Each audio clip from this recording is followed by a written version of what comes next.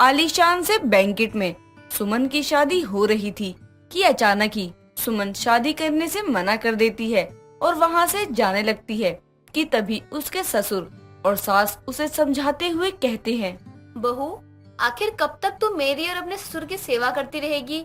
अभी तेरी उम्र ही क्या है, तेरे आगे तो पूरी जिंदगी पड़ी है। इस रिश्ते के लिए हाँ कर दे और अपना घर बसा ले। हाँ बहू, तेरी सास का सहारा मैं हूँ और मेरा सहारा तेरी सास है। अब तू भी अपना घर बसा ले। अनमोल को गए 2 साल हो गए हैं। अब कब तक तू ऐसे ही रहेगी? आखिर क्यों सुमन अपनी ही शादी से मना कर रही है और शादी आधी छोड़ के जाने को तैयार है। चलिए जानने के लिए कहानी को विस्तार से जानते हैं। सुमन के पति अनमोल का देहांत बीमारी के चलते 2 साल पहले हो गया था। तब से उसने ही अपने घर को एक जमींदार के यहाँ काम करके चलाया था। उसके ससुर और सास उसे बहुत मानते और प्यार करते थे और उसका घर बसाना चाहते थे, लेकिन सुमन अपने गरीब ससुर और सास की हालत देखकर हमेशा शादी करने से मना कर दिया करती।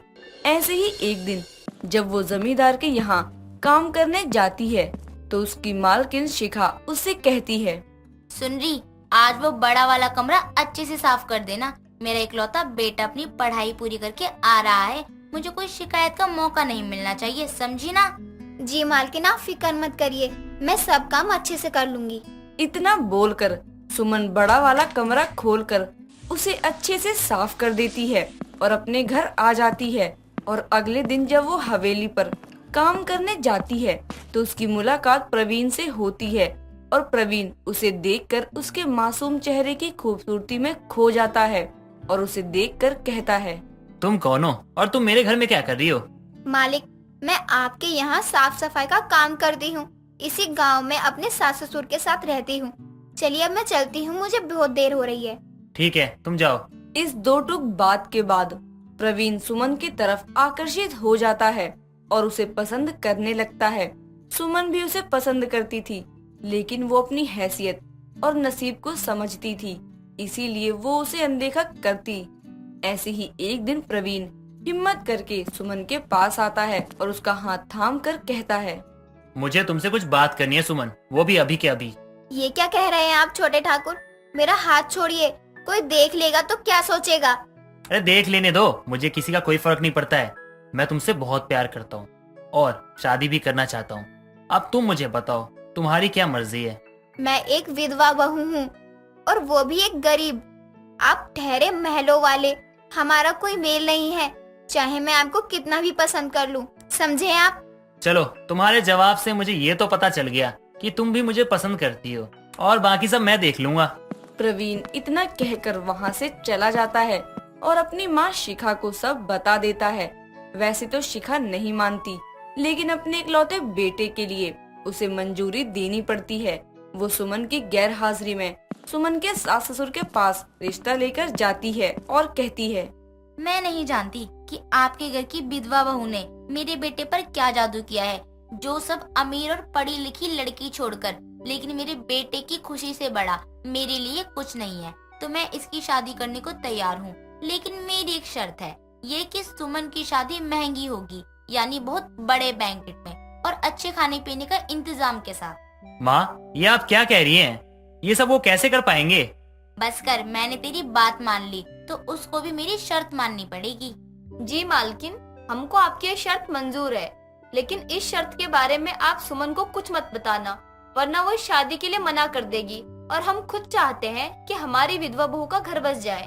केतकी की बात सुनकर शिखा प्रवीण को लेकर घर आ जाती है और जब सुमन आती है तो उसके सास ससुर उसे उसकी शादी की बात बताते हैं और वो उसे शादी के लिए मना लेते हैं और प्रवीण की चाहत में वो भी शादी के लिए हाँ कर देती है।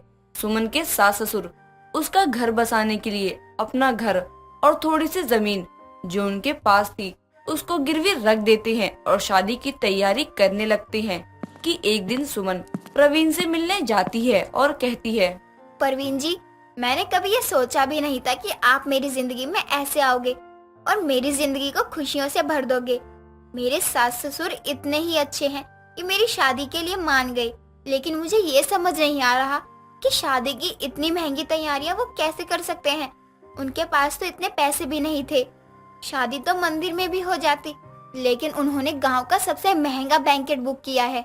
अब मैं तुमको कैसे बताऊं सुमन कि तुम्हारे सास ससुर तुम्हारे माँ बाप से बढ़कर हैं। तुम्हारे सिवा पूरा गांव जानता है कि उन्होंने तुम्हारी शादी के लिए अपना घर, अपनी जमीन सब गिरवी रख दी है। अगर मैंने तुमको सच बताया तो तुम ये शादी नहीं करोगी और मैं तुमको खोना नहीं चाहता। परवीन जी, कहाँ खो गए आप? मैं आपसे बात कर रही हूँ और आप हैं कि जवाब ही नहीं दे रहे हैं। कुछ नहीं, मुझे कुछ काम है, मैं चलता हूँ। कल हमारी शादी है, मैं तुमको कल लेने आऊंगा बारात लेकर। ये बोलकर प्रवीण चला जाता है और सुमन भी अपने घर आ जाती है, जिसके बाद वो अपने सास ससुर की बात सुन लेती है और उसे पता चल जाता है कि ये सब पैसे का इंतजाम उन लोगों ने कैसे जमा किए हैं। और ये सुनकर वो खुद से कहती है, सुमन, कल तेरा घर बसने वाला है, तुझे क्या फर्क पड़ता है? तेरे सास ससुर जैसे भी रहें, चुपचाप अनजान बनी रहे और शादी कर ले। तुझे तेरा प्यार भी मिल जाएगा और अच्छी जिंदगी भी। सुमन ये सोचकर सच से अनजान बनने का नाटक करती है, लेकिन वो ऐसी नहीं थी, इसीलिए बात उसको खाई जा रही थी। और अगले दिन जब वो शादी के मंडप पर बैठी होती है तो उसका मन नहीं मानता और वो शादी के मंडप से खड़ी होकर कहती है, नहीं, मैं ये शादी नहीं कर सकती। यहाँ कोई शादी नहीं होगी। आप सबने मुझसे सच छुपाया। मैं अपने सास ससुर को दुखों के बोझ में दबाकर अपना घर नहीं बसा सकती। बहू, आखिर कब तक तू मेरी और अपने ससुर की सेवा करती रहेगी? अभी तेरी उम्र ही क्या है? तेरे आगे तो पूरी जिंदगी पड़ी है। इस रिश्ते के लिए हाँ कर दे और अपना घर बसा ले। हाँ बहू, तेरी सास का सहारा मैं हूँ और मेरा सहारा तेरी सास है। अब तू भी अपना घर बसा ले। अनमोल को गए 2 साल हो गए हैं। अब कब तक तू ऐसे ही रहेगी? ये सब देखते हुए प्रवीण को भी पछतावा होता है और वो कहता है, मुझे माफ कर दो सुमन, मुझे सब पता था लेकिन मैं अनजान बना रहा, क्योंकि मेरी माँ की शर्त थी कि गरीब विधवा बहू की महंगी शादी हो और मैं तुमको खोना नहीं चाहता था। ये मेरी गलती है, मुझे माफ कर दो। परवीन, अगर आप मुझसे प्यार ही करते हैं तो मेरी गरीबी में ही मुझे अपनाना चाहिए था। आप दूसरों को दुखी देखकर खुद खुश कैसे रह सकते हैं? सुमन ये बोलकर शादी तोड़कर अपने सास ससुर के साथ घर आ जाती है। वहीं दूसरी तरफ प्रवीण उदास रहने लगता है और खाना पीना छोड़ देता है, जिस वजह से वो कमजोर हो जाता है। और शिखा उसका ये हाल देख नहीं पाती और उसे लेकर सुमन के घर आती है और उसके सास ससुर और सुमन से कहती है, मुझे आप सब माफ कर दीजिए, ये सब मेरी ही वजह से हुआ है। ना मैं ऐसी जिद करती और ना बात इतनी खराब होती। मेरा बेटा आपकी बहू से बहुत प्यार करता है और मैं बस उसकी खुशी देखना चाहती हूँ, इसीलिए मैं इन दोनों की शादी मंदिर में कराने के लिए तैयार हूँ। और जो उस दिन खर्चा किया आप लोगों ने, उसकी भरपाई भी मैं करूँगी। बस हाथ जोड़कर विनती है कि शादी के लिए मान जाइए। आपको आपकी गलती का एहसास है, इससे बड़ी बात कुछ नहीं हो सकती। ठीक है, मैं परवीन जी से शादी करने के लिए तैयार हूँ। शिखा का पछतावा देखकर सुमन के सास ससुर और सुमन उसे माफ कर देती है, जिसके बाद सुमन और प्रवीण की शादी मंदिर में सिंपल तरीके से होती है और सुमन को एक नई जिंदगी प्रवीण के साथ जीने के लिए मिलती है। अब वो अपने सास ससुर का ख्याल भी रखती और अपनी जिंदगी में भी खुशी से रहती। शारदा ने अपनी जिंदगी भले ही गरीबी में गुजारी हो, बावजूद इसके वो अपने खाने में कभी गरीबी नहीं आने देती थी। उसके मोटे तगड़े शरीर को देखकर कोई भी कह नहीं सकता था कि वो गरीब है। लेकिन अब घर में नई बहू पिंकी आई थी, जिसके स्वागत के वक्त शारदा की पड़ोसन सुजाता शारदा से कहती है, अरे शारदा बहन, सही है आपके घर में बहू आ गई, लेकिन मुझे एक बात का डर है। इस गरीबी में सारा राशन तो आप खुद ही खा जाती है, तो बहू को क्या खिलाएंगे आप? हवा? मेरी बहू के खाने की चिंता आप मत करो सुजाता बहन। जो हम खाकर जी रहे वही मेरी बहू भी खा लेगी। और भगवान ने भले ही कितनी गरीबी दी हो, लेकिन कभी मेरा परिवार भूखा नहीं रहा है। तुम जी थोड़ी रही हो, तुम तो फूल रही हो। गरीब भूखी सास के पल्ले बंधी इस बहू को पता नहीं कभी पेट भर खाना नसीब होगा भी या नहीं। घूंघट में वहाँ खड़ी पिंकी ये सब सुनकर हैरान ही हो रही थी कि सब उसकी सास को गरीब भूखी सास क्यों कह रहे हैं।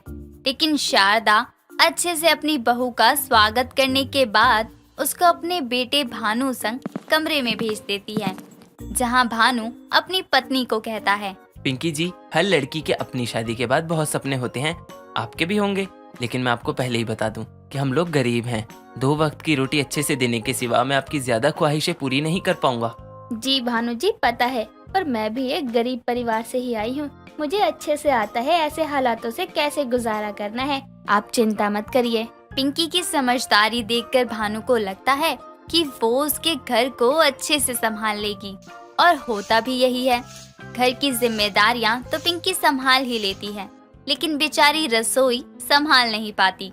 पिंकी के ससुराल में इतनी गरीबी थी कि देखने को टीवी तक नहीं था, ठंडा पानी पीने के लिए फ्रिज भी नहीं था, और गर्मियों के लिए एसी तो दूर, कूलर तक नहीं था। लेकिन राशन वो पूरा भरा रहता था, क्योंकि पूरा दिन बेचारी पिंकी अपनी सास के लिए खाना जो बनाती रहती थी। ऐसे ही एक सुबह जब पिंकी रसोई में चूल्हे पर रोटियां सेक रही थी, तो वहाँ शारदा आती है और उससे कहती है, अरे बहू, तू अभी रोटियां ही सेक रही है? तो एक काम करती हूँ, मैं खाने बैठ जाती हूँ। गरम गरम रोटी खा भी लूंगी, साथ साथ खाने से तुझे पता भी चल जाएगा कितनी रोटी बनानी है। अब बस बैठ गई हैं, अब सारा आटा खत्म करके ही उठेंगी। अब पता चला मोहल्ला मेरी गरीब सास को भूखा क्यों बोलता है। इस घर में इतनी गरीबी है कि चैन से कहीं बैठने की कोई ढंग की जगह नहीं है, लेकिन खाने के लिए राशन पूरा भरा है, ताकि ये मेरी गरीब भूखी सास 24 घंटे ठूस सके। बहू, जरा रोटी रखियो इसमें, 5-6। माँ जी, अभी 2 ही बनी है, 5-6 कहाँ से दे दूँ? और भानु जी को भी रोटी पैक करके देनी है काम के लिए। उसकी चिंता मत कर, वो तो दोपहर में खाना खाने आ जाएगा। नहीं दे पाई तो अभी मुझे ही खिला दे। हाँ, आप खाओगी तो किसी और को खाना मिलेगा ना। कुछ बोली क्या बहू? नहीं माँ जी, मैं कह रही थी सब्जियाँ खत्म है, पैसे दे देना, लानी है। अरे बहू, सब्जियाँ बहुत महंगी हो रही है, सही से इस्तेमाल किया कर। हम गरीब लोग इतनी महंगी सब्जी रोज रोज कहाँ से लाएंगे? और सब्जी सिर्फ रात में बनाया कर, सुबह दोपहर में तो हम नमक वाले पराठे ही खाकर काम चला लेंगे। आपका खाकर और मेरा बनाकर। जहाँ से गेहूँ आता है, ये तो आपने इतना भरा हुआ है घर में, तो सब्जियाँ नहीं आएंगी क्या? वैसे ही मैं पूरे दिन एक बार खाना खा पाती हूँ, अब वो भी क्या मैं बिना सब्जी के खाऊं? पिंकी इतना कहकर रोटी बेलने लग जाती है। तभी सामने वाली सुजाता एक गेहूं की बोरी लेकर शारदा के घर आती है। उसको आते देखकर पिंकी काम छोड़कर उसके पास जाती है और उससे कहती है, अरे आंटी, ये क्या है इस बोरे में? अरे बहू, गेहूं है। सरकार राशन में हर महीने 30 किलो गेहूं देती है, और तेरी सास ने तो अपने जेठ जिठानियों का भी नाम राशन कार्ड में लिखवा रखा है। वैसे वो लोग शहर में रहते हैं, लेकिन ये आज भी उनके नाम का राशन लेती है यहाँ से। वो तो मेरा बेटा गया था राशन लेने गाड़ी पर, तो वहाँ से भानु ने राशन गाड़ी में रखवा दिया और खुद काम पर चला गया। बहू, अब पता चला इस घर में गेहूं या आटा ही ज्यादा है, बाकी चीजों के लिए तो पैसे लगते हैं, इसलिए हम गरीब लोग वो सब नहीं लेते। ये फ्री है, इसलिए इनका भंडार भर रखा है मैंने। फ्री का आटा खा खा कर सासू माँ फूल रही हैं। हे भगवान, मैं तो थक गई हूँ इनके लिए रोटियाँ बना बना कर। पूरा दिन चूल्हे के आगे रोटियाँ ही सेकती रह जाती हूँ। कहाँ खो गई बहू? अरे इसको रख लियो, मैं चलती हूँ। सुजाता वहाँ से चली जाती है और शारदा वापस से पिंकी को रोटियां बनाने में लगा देती है। शाम के समय भानु घर आता है तो पिंकी उससे कहती है, भानु जी, आप एक गैस चूल्हा ले आइए ना। चूल्हे पर खाना बना बना कर हमें गर्मी लगती है, और कभी कभी लकड़ियाँ बदलते हुए हाथ भी जल जाता है। पिंकी जी, हमने कहा था ना, ये गरीबों का घर है, यहाँ आपको ऐसी सुख सुविधाएं नहीं मिलेंगी। माँ ने भी तो इतने सालों चूल्हे पर ही खाना बनाया है, आपको क्या दिक्कत है?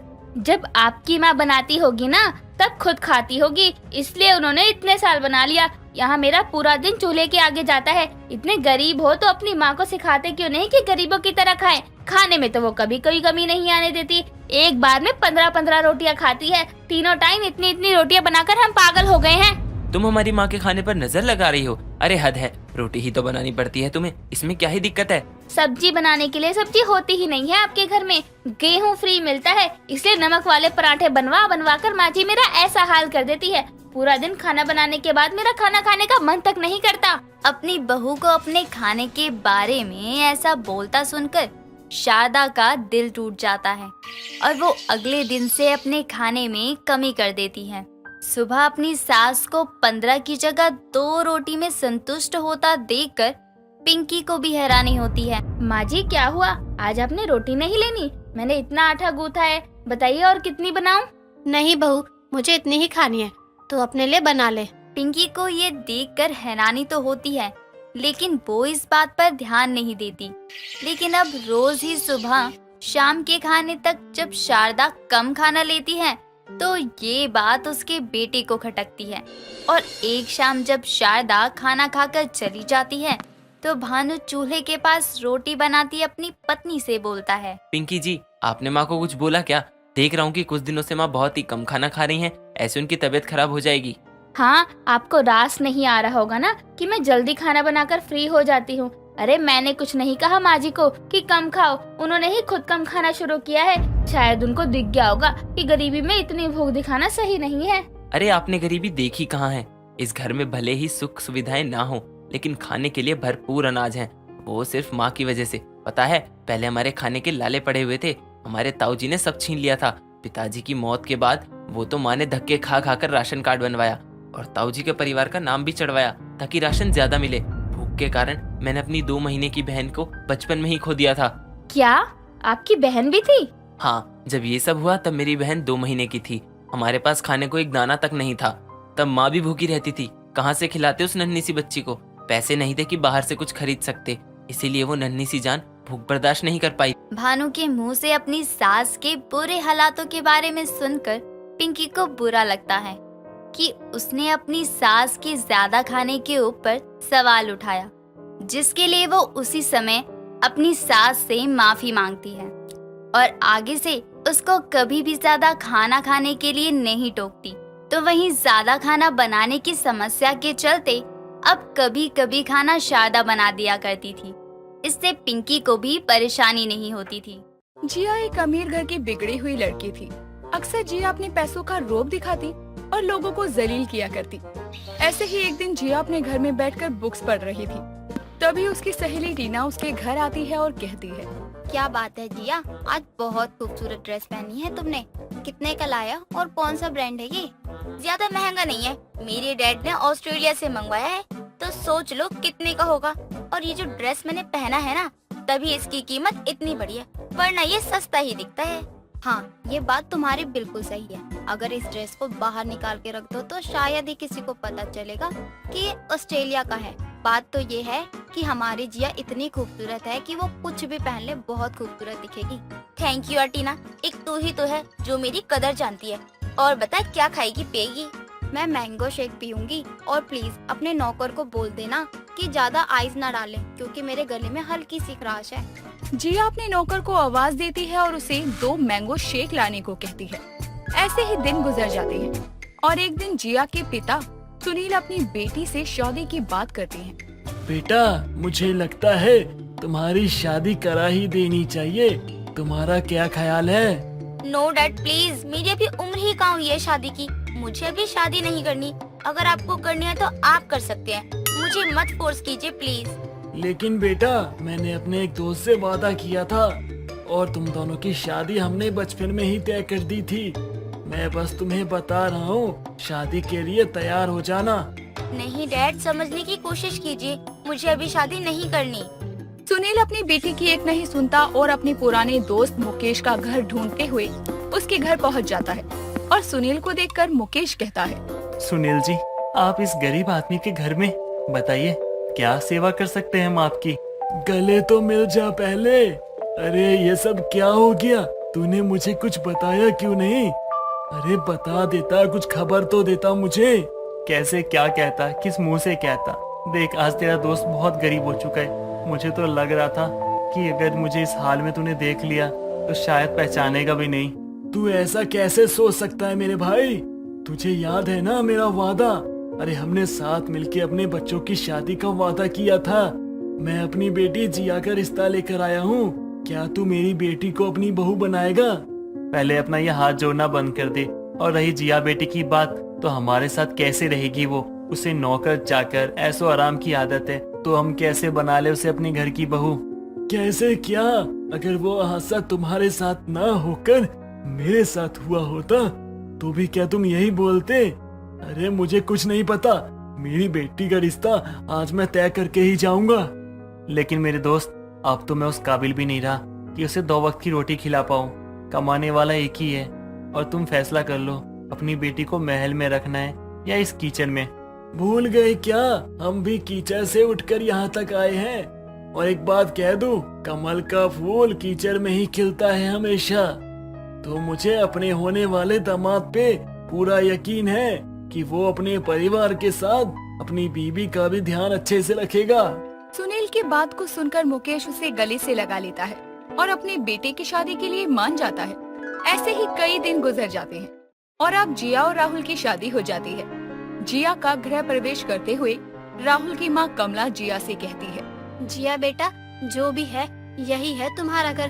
तुम्हारे घर जितना बड़ा तो नहीं है, लेकिन घर जरूर है हमारा। तो इस घर को सहेज कर रखना और अपना समझना। सॉरी आंटी जी, लेकिन इस घर में संभालने जैसा है ही क्या जो मैं संभालूं? बहुत थक गई हूँ मैं। अब क्या मैं अंदर जा सकती हूँ? बहुत गर्मी भी हो रही है, एसी चलवा दो प्लीज। बेटी, हमारे घर में एसी नहीं है, ये पंखा है जो चलता है। अगर तुम्हें रात को ज्यादा गर्मी लगे तो कह देना, हम सब तुम्हारे लिए कुछ न कुछ जरूर कर लेंगे। ओ प्लीज, मैं अपने डैड से कहकर मंगवा लूंगी। आप लोग टेंशन मत लो, मेरे डैड के पास बहुत पैसे हैं, वो कुछ भी खरीद सकते हैं मेरे लिए।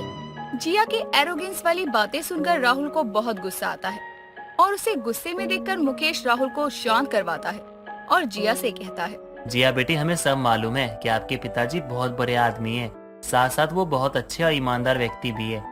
चलो अब आप ना अंदर आओ और आराम करो। ठीक है अंकल, तो मैं कल अपने डैड के घर जाकर जरूरत की चीजें ले आऊंगी। मुझे ऐसे रहने की आदत नहीं है वैसे भी। जिया बेटा, आप अपने पिताजी के घर जरूर जाओ, लेकिन हाँ, अपने पिताजी के घर से कुछ भी मत लेके आना, क्योंकि ना मुझे अच्छा नहीं लगेगा कि हमारे घर की बहू अपने मायके से कोई सामान लेकर आए। ओ प्लीज अंकल जी, मैं अपने घर से कुछ भी लेकर आ सकती हूँ, मुझे कोई नहीं रोकने वाला। ठीक है, तुम कल चली जाना अपने पिताजी के घर, मुझे अब बहस नहीं करनी है। मुकेश जिया की बात मान लेता है और बिना कुछ कहे अपने कमरे में चला जाता है। ऐसे ही अगली सुबह जब जिया नहा धोकर तैयार होकर अपने पिता के घर अपने पति के साथ आती है, तो उन दोनों को देखकर सुनील खुशी से कहता है, आइए आइए दामाद जी, और जिया बेटा तुम भी आओ। अरे बैठिए बैठिए, और बताइए कैसा लग रहा है शादी का दूसरा दिन आप दोनों को? जी पापा जी, सब कुछ ठीक है और वैसा का वैसा ही है। अब शादी हो चुकी है, अब आगे देखते हैं क्या होता है। ओ जिया बेटी, क्या लोगी? कुछ ठंडा मंगवा दूं या कॉफी लेंगी आप? क्या डैड, आप मुझसे ऐसे क्यों बात कर रहे हो? मैं आपकी बेटी हूँ, एक दिन में पराया कर दिया? नहीं बेटा, बस अब वो हक नहीं रहा तुम पर जो शादी से पहले था। अब तो पूरा हक दामाद जी और उनके परिवार वालों का है तुम पर। ओ डैड प्लीज, फुल ड्रामा हो रहा है। कितनी बोरिंग बातें कर रहे हो आप। डैड, मुझे आपसे कुछ कहना है, इट्स अर्जेंट। हाँ कहो ना, सुन रहा हूँ, बोलो। यहाँ हम अपने ही तो हैं, कहो। मुझे एसी, फ्रिज और बहुत सारी चीजें चाहिए जो उस छोटे से घर में सुकून दे मुझे। वहाँ कुछ भी नहीं है डैड, कैसे एडजस्ट करूँ मैं? मुझे माफ करना बेटा, लेकिन मैंने तुम्हारे ससुर से बात की थी इन सब चीजों के लिए। तुम्हारे ससुर जी ने कहा हमें दहेज में कुछ नहीं चाहिए, बस जिया बेटी ही चाहिए। तो किसने बोला था बनाने को? हाँ, आए बड़े जिया को अपने घर की बहू बनाने वाले। वो नहीं, मैं किया था उसके पास रिश्ते की बात करने के लिए। अगर तुम्हें मेरे साथ रिश्ता रखना है तो अपने ससुराल वालों से भी रिश्ता निभाओ। जिया अपने पिता की ऐसी बात सुनकर दंग रह जाती है और फिर अपने पति के साथ अपने घर लौट जाती है। ऐसे ही कई दिन गुजरते हैं। अब जिया भी अपने ससुराल वालों के साथ घुल मिलकर और हर परिस्थिति के हिसाब से ढलना शुरू कर देती है। ऐसे ही एक दिन जब जिया बीमार थी और काम कर रही थी, तभी उसकी सास उसे कहती है, क्या हुआ जिया बेटा, तबीयत तो ठीक है ना तुम्हारी? कोई परेशानी है तो मुझे बताओ। माँ जी, बहुत अजीब सा लग रहा है, पता नहीं गला इतना क्यों सूख रहा है। जिया, तुम्हारा शरीर तो बुखार से तप रहा है और तुम्हें इतने तेज बुखार है, फिर भी तुम काम कर रही हो। पागल हो क्या? चलो अंदर चलो, आराम करो, मैं ये सब बाद में कर लूंगी। पता नहीं माँ जी, मुझे आज तक पता नहीं चला कि बुखार कैसा होता है। अक्सर पिताजी मुझे कुछ होने से पहले ही डॉक्टर को घर बुला लेते थे। कोई बात नहीं बहू, तुम आराम करो, मैं अभी आती हूँ। उठना नहीं बिस्तर से, मैं बस अभी आई। लेकिन माँ जी, आप जा कर रही हो मुझे अकेला छोड़कर? मैंने कहा ना अभी आती हूँ, घबराना मत, मैं बस तुरंत आ जाऊंगी। कमला अपनी बहू जिया को हौसला देकर घर से दूर काम कर रहे अपने पति और बेटे को कहती है। सुनिए, जिया बहुत बीमार है, उसका शरीर आग की तरह तप रहा है, मुझसे देखी नहीं जा रही है उसकी ऐसी हालत। जल्दी से जाकर डॉक्टर को ले आओ। बाप और बेटी दोनों जाकर डॉक्टर को बुला कर लाते हैं। डॉक्टर जिया का चेकअप करके कुछ दवाइयाँ देते हैं और तीनों पूरी रात जिया का बहुत ख्याल रखते हैं और जिया अपने मन में सोचती है, अगर मैं इनके घर नहीं आती तो शायद मुझे अपनों का प्यार क्या होता है ये कभी पता नहीं चलता। Thank you dad. जिया को एहसास होता है कि उसके पिता ने जो भी किया वो इसके लिए कितना सही था। उन्होंने अपनी अमीर घर की बेटी को गरीब घर की बहू बनाया, लेकिन इसी में जिया की ही खुशियाँ थी और जिया का ही अच्छा नसीब था कि उसे अच्छा परिवार भी मिला।